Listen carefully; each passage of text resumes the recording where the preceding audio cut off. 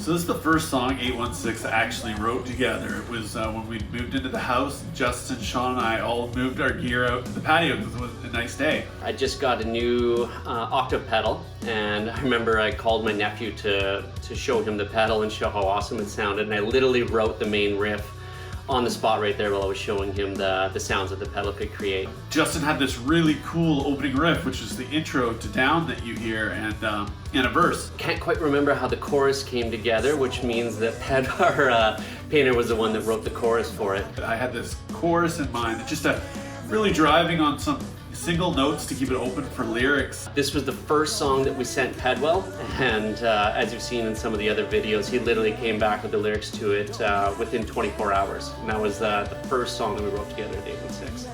There's a solo section in Down. It was Justin up to then really been kind of a rhythm style guitarist, but he started working on solos and lead lines, and I really think that's the beginning of where he started to take on a role as playing lead lines, solos, and stepping his game up. But yeah, Down came together super fast. I think with the past and some of the other bands, the other guitar players were more lead line kind of guitar players. So I just started to branch out using my delay and just taking my spacey lacy, so they call it, guitar techniques, and just starting to write lead lines and my style of how I would write lead lines to a song. 816 gonna tear it up! The first song that we ever made together was called Down. It has a special place in my heart for that reason, because it just feels like home. It feels like the combo number one. It feels like a 1998 Honda Accord. It feels like reliable. Still on the road after all this time, and you're still happy to get in it every time you gotta go somewhere. Down is about letting go, about releasing your problems out into the world and refreshing yourself. A lot of these 816 songs lyrically are about empowerment and rising up and overcoming adversity. It's like, you spilled your coffee, you stubbed your toe, you got a flat tire on the way to work, but you don't have to let that completely ruin your day. You can make the choice to say, haha, thanks, that's funny. You can choose happiness in situations, and Down is a lot about that. When it's gone, let it rest, let it go. Don't dwell on shit that you don't need to dwell on anymore, because all it's doing is taking up important real estate in your mind that should be full of happy thoughts. When it's gone, let it rest. 816 gonna tear it up! Escape Plan / Johnny number 5 / 7 Minute Abs. Justin and I were hanging out. It was a Friday night, and we're like, TV on in the background, and we're just like, oh, let's do some writing. And once again, Justin had this really cool riff. I think I had a main intro riff idea, and we just started collaborating between the two of us, which we always do. We work so well together. We're always on the same page. We tracked it really quickly, and then we were working on a bridge, and we were fighting for a while with it, and we ended up nailing the bridge, and we went to record it. We ended up deleting everything else that we've recorded so far, and we couldn't remember what we did for the chorus, so on the spot there, we had to rewrite a new chorus, which ended up way better anyways. There's Something About Mary was on the TV, and it was the particular spot where Harlan Williams is with Ben Stiller talking about 7 Minute Abs. It's the greatest thing ever. So the working title for that song was 7 Minute Abs till Pedwell came in, and it eventually became Escape Plan. We used to jam this song in the living room all the time, and we had a cat named Johnny 5 who didn't mind Sean banging on his drums or anything like that, his V drums. He put up with the sound and all the loud noises and everything, just sit there. So Pedwell just singing was making up lyrics on the fly as he was going, and ended up singing about my cat for a while on it. So the next working title for that song was Johnny number 5, hence why in the beginning of the song we still kept in tribute to our cat that passed, Johnny number 5. 816 gonna tear it up! We all have something in our life that we're tired of, that we just need to get away from, but we're stuck in this rat race, on this hamster wheel of life, of paying rent and having to go to work and we as human beings weren't really put on this earth to freaking slave for money, for corporate greed, you know. When you're sitting in your cubicle at work, when you're sitting on the bus for your 2-hour commute home from your job that you hate, your escape plan is all you dream about. How can I get out of this cycle? How can I get out of this system that's designed for me to just keep contributing to it until I die? Your escape plan is all you dream about. Think about that all the time. You fake it till you make it. You pretend to be somebody you're not. You try at things that aren't necessarily your passion because you have to make ends meet. And although that's part of the human experience, I don't necessarily believe that's why humans are put on this earth in the first place. For a lot of people, especially at their lowest, their escape plan, their hope, if you will, is all they got. And that's literally all they do dream about every day. That glimmer of hope, whether it's an opportunity or a friend or your pet or whatever, or McDonald's came out with a new burger, it's just something. For me, it was like one of my favorite wrestlers returned, you know? That helped me. And when you're in that mindset, getting out of it is all you care about. And that's the theme of Escape Plan, is escaping the darkness, the sadness, the monotony. 816 gonna tear it up! Dead to Me was originally tracked Justin's birthday, or Justan's birthday. It was actually my birthday. We'd gone out for brunch. I think we had a couple drinks. We went back to the house and set up in the kitchen. I think Payner went to go take a break, maybe to go for a pee or something like that, and usually just, like most guitar players do, they end up just kind of nerding out and playing around, and the intro riff for that song came out. It just kind of came out of nowhere.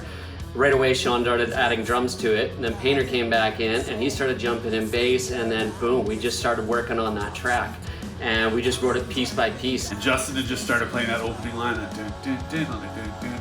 and then Sean immediately came in with these rolling drums to build it. And I think I kind of sat down and listened to it, kind of had my line to come in, and it builds that way. It starts with guitar, the drums, then bass, literally how all three of us came into it. The writing is on the tin with this one.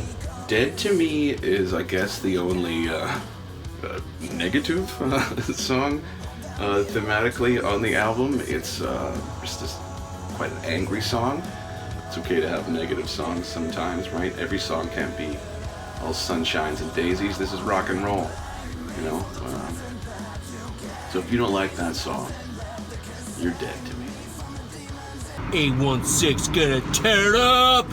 So Fall was written before 816 was even formed. Fall was a track that I wrote, man, back in like 2011. It was just after Stand Down took a break. Justin and I had, hung out and wrote for a while, and so I went over to his house in downtown Vancouver, and he had this riff that just didn't work with any other projects. It was my first time using like GarageBand from like a crappy little iPhone that I was using, and I wrote Fall in entirety, other than the drums, but wrote the guitar parts for it. And it sat on the burner forever because it was just never a project that it seemed to work with. And it was just really lacking, it needed a great driving bass line for it. I had an idea for the beginning of the verses, but it just needed a bass player's bass riff for it, and it needed Payner's polish on there. So he showed it to me, and it was so awesome. It was just big, grabs you, and he's like, when I go into the verse, I really want the bass to have this big open dun dun dun and do twice. And he's like, then I wanted to go into a nice flowing bass line. And I was like, oh yeah, I got you. And that song, after we ended up getting our full mixes, that was the one that we all chose was going to be the first single to release off the album. Used to be called Def Pluck, and eventually Jeff Pluck. But in all seriousness, Fall is thematically about a hive mind, basically. How we as human beings spiritually are all connected to one another. The whole saying that we are all stardust. We are all made of the same source energy. And our individual differences don't matter.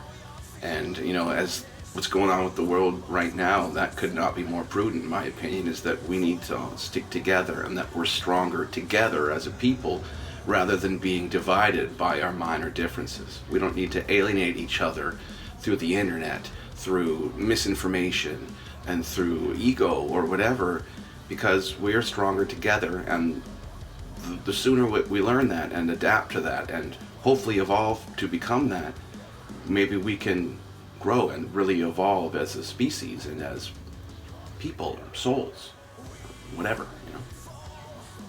Deep shit. 816 gonna tear it up! Fight forever. Way back in the day when I lived in Cranbrook, I had an old friend that was playing bass, and he had this song, or this riff that he used to play. And I love the idea of it, but I wanted to fine tune it and make it better. And I remember having this riff for a long time, just playing it as like a warm-up riff or something. And we were doing a jam again on the patio at 816, and I busted out this riff and everybody jived to it right away. We were just lacking a chorus, and I think we were all struggling. We couldn't figure out a chorus for this song. It came to me a while ago. He and I were sitting listening to some riffs he'd written in his old band Split Track. And this one line came out to me that was really a chorus. It was just really big and simple. And I said to Sean, I was like, we're gonna use this. This is gonna work. And Justin came out and I played it for him. I was like, I told you I'd find a way to use this chorus. It was amazing. It fit absolutely perfect in the song. No questions asked after that. And then we built this ending for it to, you know, kind of go on and take it out. And it's so funny. It came so seamlessly to us. But it seems like these days we just can't seem to play the song all the way through. It's weird. It's taken on difficult approach, but it was a lot of fun to write. It's about the odds being stacked against you by the system and not allowing that to define you. It's about fighting for what you believe in. It's about overcoming. It's about inner strength. It's about coming out stronger than the person that you were yesterday. If you're growing every day, you're doing good. Fight forever. It's also a wrestling chant. You guys don't like wrestling, it's awesome. It was just a really driving, straight up, like in your face kind of tune. Yeah, it's one that we really enjoy playing live. When Sean can play it live. Edit that out, Pedwell. 816 gonna tear it up! First off, my dad is the reason that I started playing guitar. My dad was battling cancer for like 5 years, and he was at VGH. So while I was in the hospital, I wanted to do something nice for him, and I was in Long McQuaid and came across this guitar, and I had to buy it for my dad. This beautiful little thing right here. So I took it home. I was getting it, setting it up myself for him, and I ended up just kind of sitting down and jamming, and that's where I wrote the main riffs for Dying to Live. We were jamming in the kitchen in the 816, and Sean and I were just messing around, and Justin was playing the opening line to Dying to Live, and we kind of heard it, and we were like, what? And we just almost immediately came in and bam. They just jumped in with the bass and the guitar, and it was like instantly goosebumps everywhere. So it was just right there. It was like, okay, no, we got to do a version of this with the full band. Justin originally just wanted to be an acoustic song, but when he heard that, he was like, yeah, let's write this electric version. And it's kind of got that slow kind of ballady, but like country swagger to it. I reached out to Pedwell. I wanted to record this for my dad as a little tribute for him and get to share it with him. The idea I had in my head was kind of like I wanted the vocals to be like this Alice in Chains kind of meets Fleetwood Mac, and man, he ended up just nailing it right off the bat with his vocals, like exactly what I had in my mind. I think the chorus, I just had one suggestion on changing the way something flowed in one part of it. He said, will you please help me write this song in tribute to my dad? And I said, hell yeah, I'd love to. It was honestly an honor to be asked to do that. For somebody, with somebody. On our record, it's definitely the song that has the most heart. It's the song that every time we play it, there's a little special tingle in the room. There's a special, I don't know, spirit, if you will. And maybe that's Wayne Lacey, man, you know, but a lot of the lyrics, they ring true with, you know, anybody struggling. Also, anybody looking to be empowered through that struggle. It's a very, very emotional song for me, and I did get to share it with my father. I remember emailing it to him and told me he couldn't listen to it until there was nobody else around and he had headphones in, which he did. He messaged me the next day in tears saying that, yeah, he sat down and got to listen to the song. I got to bring down and give him the guitar. Just that smile on his face was amazing, so it was great to be able to share all that with him. 816 gonna tear it up. I was on a big audio slave fix for a bit. Payner was coming over that day and we were gonna work on a new song, and I ended up writing I think 2 or 3 riffs and got something at least it was worthwhile bringing forward to him. So he popped by and we ended up writing that song in entirety, minus the ending, really, really quickly. Showed me this, the opening riff for Mask, and then he had the verse for it as well, and just drove together. And it was almost simple for us to just kind of the chorus, we decided it was just going to be an elongated version of the main riff almost. And then I was kind of oh, this needs kind of a cool, ferocious breakdown, a little drop to the guitar, and then boom, drums, bass, and vocals come popping back in. And it was just that driving, that audio slave, Rage Against the Machine kind of bouncing kind of track to it, which was wicked. Originally it was called I don't know, Audio Slave Riff 7 or something, the way Justin names songs. And we had the ending, which ended up just being a jam session every single time that we would play it. And it really took us a long time to write it. I think we'd just start playing it in different versions and just play and play and play until one of us would stop and we'd just laugh, and then we'd just go until somebody would stop playing it. And we had Ken Burt came out one night to do some pre-pro recordings for us. We watched the ending of Mask and we were like, okay, well let's structure this and put it together. And so I think we kind of got a rough version on there that we were all pretty happy with, and then took those notes home. We were able to shape the ending of the song. That's how we kind of pieced together the best parts of that to put in what is now the outro to Mask. And that's what became Mask. On the surface, Mask seems like a pandemic song or anti-pandemic song. I don't want to wear this mask anymore, N95 mask or whatever. But that's not at all what it's about. It's about not wanting to wear this disguise anymore, to show the world who you really are deep down inside, before all this madness changed everything. At the same time, I was also doing a video series that was called A Different Kind of Hero, and there was a lot of characters that I did, and a few of them wore masks and stuff, so that definitely played a part in the character development of the song, about not wanting to wear a mask and not wanting to be all these different people depending on who I was talking to. I wanted to be myself all the time and show the world my real self. And that's really what Mask is about. 816 gonna tear it up! So Forming was a track that we had written with Stand Down back in 2006 or maybe 2007, sometime around there. We were tracking Villains Parade and we went into the studio thinking that was going to be the single, and I mean, fortunately, our singer at the time just didn't get around to getting vocals to it, so that song sat on the back burner forever. We didn't change a thing, we just kept it as it was. And the one thing I remember from vocally, when Pedwell put his vocals to it, his chorus that you hear now, talking about the demons or heaven sent. And it's just a really tight song where we all get locked in, and you can tell, the three of us, musician-wise, Payner, Sean, and myself, you can tell that we played instruments together for a long time. Originally, when he did a pre-production to go into the studio, he changed the chorus to being something like a hero to save the day, a hero arrives. And I heard it and I was just just doesn't sound the same. I was like, Pedwell, bring back the demons, man. We got enough songs that are positive. I want to hear those demons come on back. And so Pedwell actually changed it back to his original chorus, which I think was awesome. It just fits the song way better.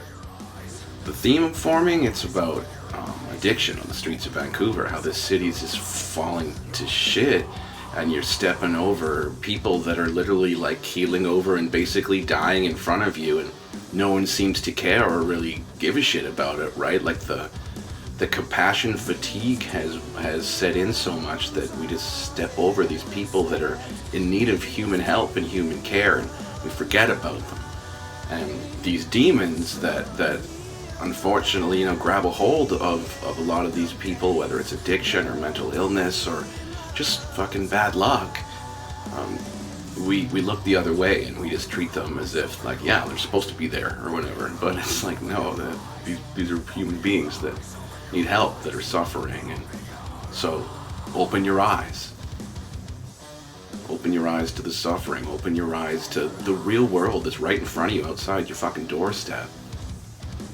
816 gonna tear it up! Let It Be Known was a track that I finally got Pro Tools at my house. I was so excited to finally start tracking, and one of my favorite YouTubers and guitarists that I love watching is Rabia Masad, and he was just, I was watching one of his things and he had this cool chord progression that he did, and I literally, one chord that I loved off of that I just started playing around with and came up with the chorus for Let It Be Known. That song came so easy. I ended up writing the full structure of this song at home. The first song that I recorded myself with my little home studio using Pro Tools. Yeah, it just kept sounding better and better once we got drums and bass on there. I had an idea how I wanted the bass line, or at least what I heard in my head. It's like in that intro, he's like, I want a really kind of punchy driving bass line that's kind of like shots coming in over his big chords. It's pretty easy if you just go to Payner and say, just think Deftones, and he ended up nailing it right away. Probably took him 30 seconds to nail the intro to that song. And I thought for sure that was gonna be the big banger in the single. Just from listening to the guitar parts for that, I thought that was gonna be the song off the album.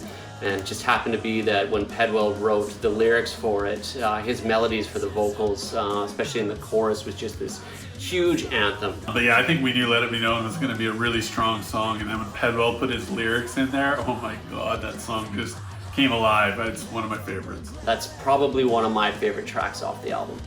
816 gonna tear it up! Let It Be Known is, I guess, the most important song to me out of all the 816 songs that we've written so far. I wrote the lyrics to it at a time where I really needed to empower myself to get out of the hole of sadness that I was in.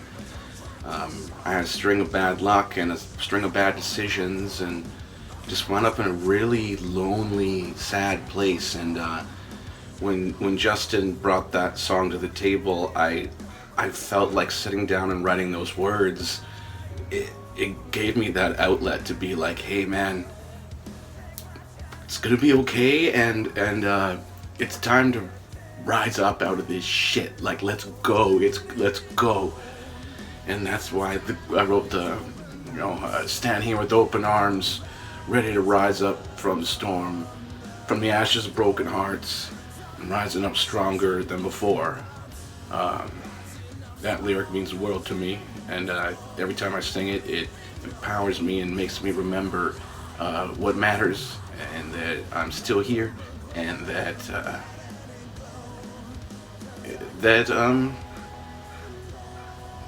it's okay to be you, and it's okay to struggle, but you can't live there. You can't feast on that feeling of sad. You gotta grow. You gotta leave the nest, and you gotta fly, man.